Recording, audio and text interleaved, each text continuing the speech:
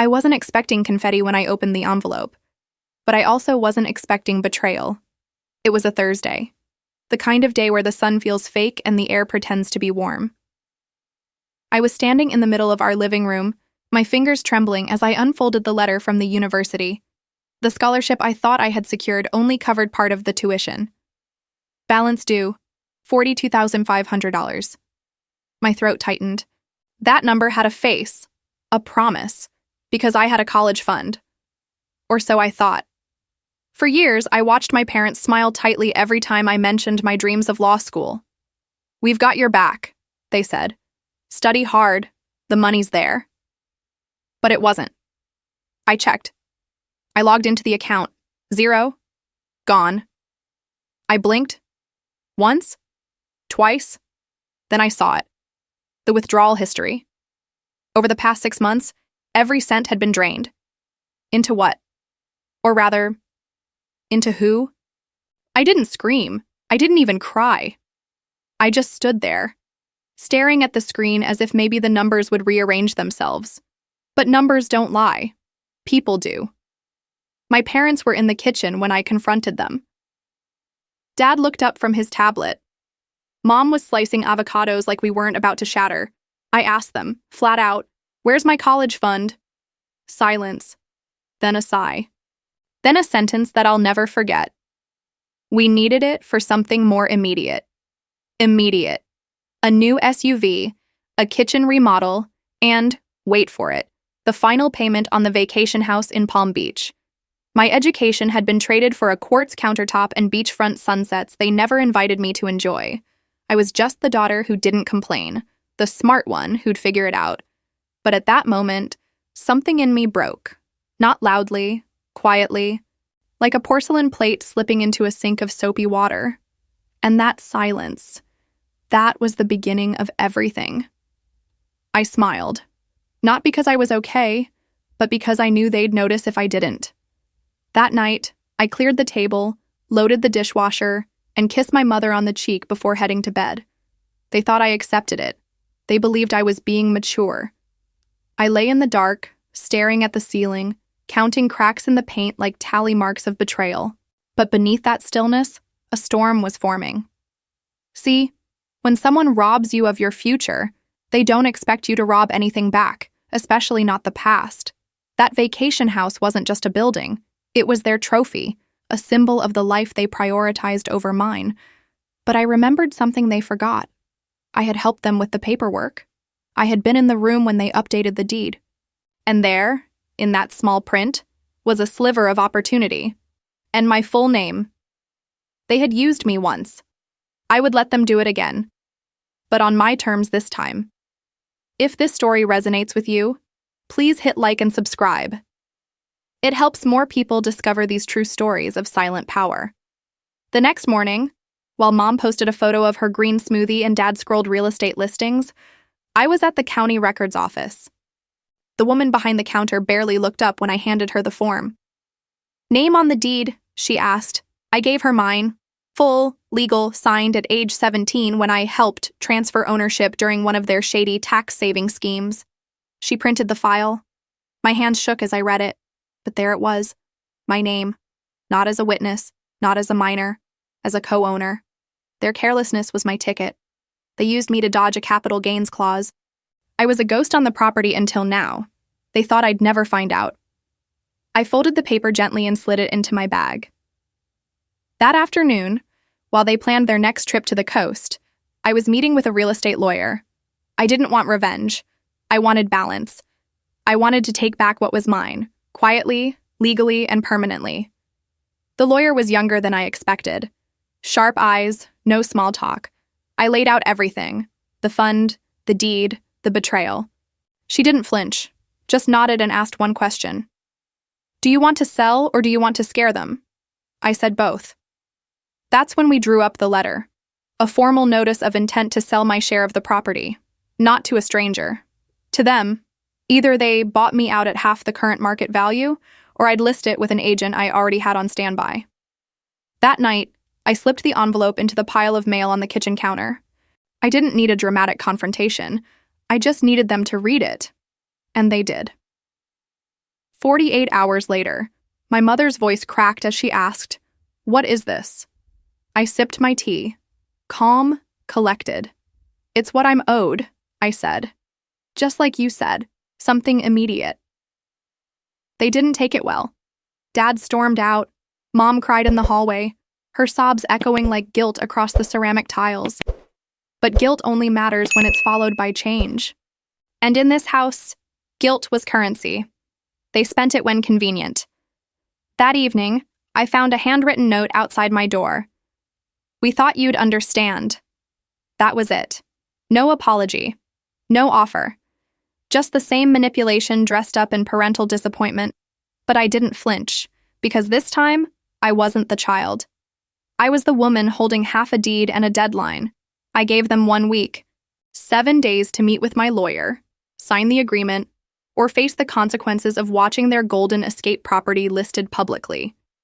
I didn't want to destroy them. I wanted them to feel, for once, the weight of being unconsidered.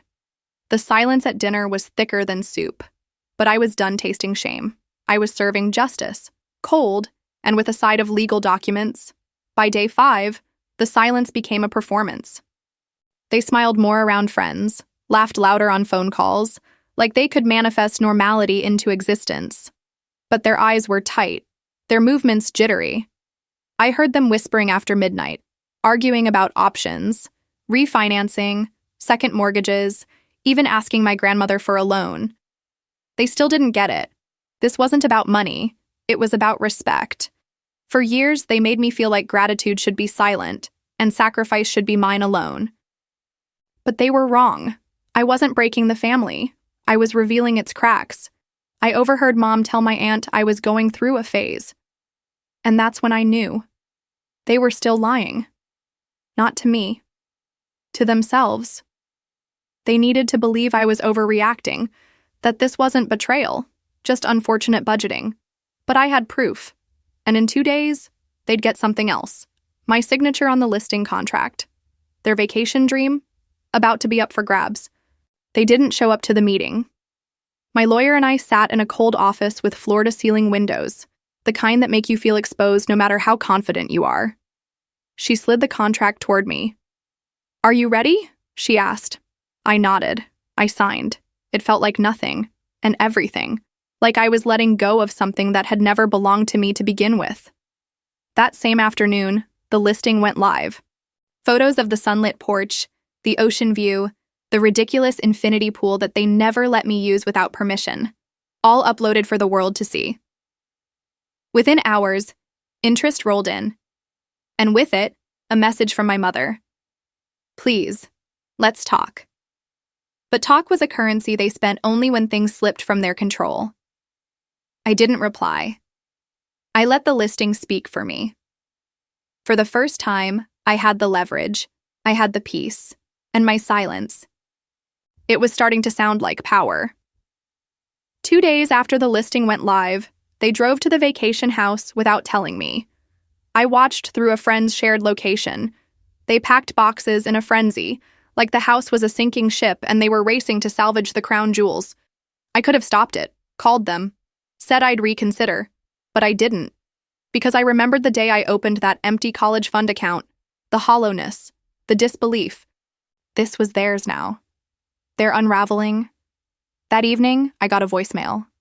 My dad's voice, clipped, desperate. "We didn't think you'd actually go through with it. Please call us." I replayed it twice. Not out of guilt, but because I wanted to remember how disbelief sounds when the roles reverse. For once, they were the ones afraid of being left behind. And me, I was at peace. Because sometimes revenge isn't fire or fury. It's watching them realize, too late, that you were never the fragile one. On the 7th day, the exact deadline I had set, they finally made an offer, a check, folded inside a blank card, no words, no apology, just numbers. They had scraped together just enough to buy me out. Barely. My lawyer reviewed it. "Technically acceptable," she said. "Emotionally insulting," I replied. Because this wasn't just about getting my money back. It was about being seen, respected, chosen. And this silent check, it was just another way to shut me up, But I wasn't the girl who begged for scraps anymore. I rejected the offer, not because I wanted to hurt them, but because they still didn't understand. My future had been traded without my consent, and now their past, that precious beach house, was no longer safe from consequence. I would sell to someone who valued it, the way they never valued me. The open house was scheduled for Saturday. I didn't tell them. I didn't need to. They found out the way people like them always do, through whispers and community group chats.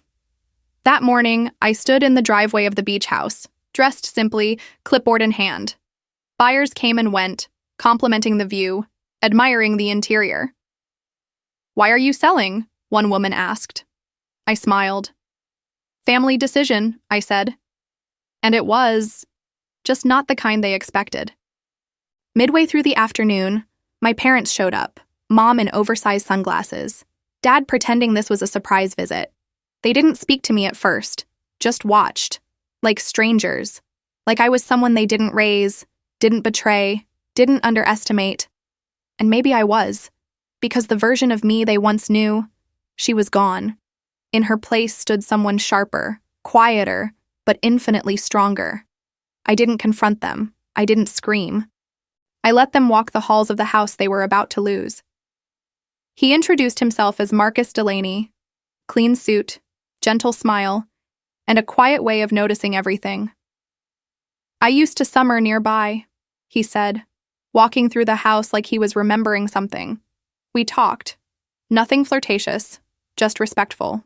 Curious. He asked why I was selling. I paused, then answered with honesty. It was given to me in silence. Now I'm letting it go the same way. He didn't pry, just nodded like he understood the kind of inheritance that leaves a bruise. Before leaving, he handed me a card. "I'm serious about making an offer," he said. "This house deserves new energy." I stood there alone after he left, the ocean humming in the background. A part of me felt a pang, not for the house, but for the girl who once thought this place was a reward waiting at the end of her hard work. That girl was gone, and what was rising in her place wasn't looking for approval. She was rewriting the legacy. The offer came 3 days later. Full asking price. No conditions. Marcus was serious. I stared at the email, rereading every line as if it might vanish. My lawyer called, excited. My parents, silent. They hadn't tried to stop it, not with words that mattered. I signed the acceptance digitally, alone in my room, bathed in late afternoon light that filtered through the blinds like closure. It was done. The house, their pride, their escape, their monument to selfishness, now belonged to someone who didn't wear masks at family dinners. I didn't celebrate. I just breathed. A deep, slow inhale that tasted like peace. That evening, my mom knocked gently on my door, her eyes red. "I didn't know we were losing you too," she whispered. I didn't reply, because I wasn't lost. I had finally found myself in documents, in silence, in the space where dignity grows when no one's watching. The money cleared within 48 hours, more than enough to cover my tuition, all 4 years, in full. I wired the payment to the university before dawn, sitting cross-legged on the floor of my tiny apartment, the deed to my own life finally in my hands. No more borrowed futures. No more silence mistaken for consent. I didn't tell my parents. I didn't send photos. I just moved on. On the first day of classes, I walked through campus not as someone who had been saved, but as someone who had saved herself. And that felt better than any inheritance. I still get updates about the house. Marcus renovated the porch, painted the walls, gave it warmth, gave it honesty. I never needed the beach view. I needed to be believed in. And since no one else would do it, I did. Quietly. Precisely. Permanently. They used my future to buy themselves a dream. I used their dream to rebuild my future. And I never looked back. Thank you for watching until the end. If you've ever lived through something similar, share your story in the comments, and don't forget to subscribe, because sometimes the loudest impact is made in silence.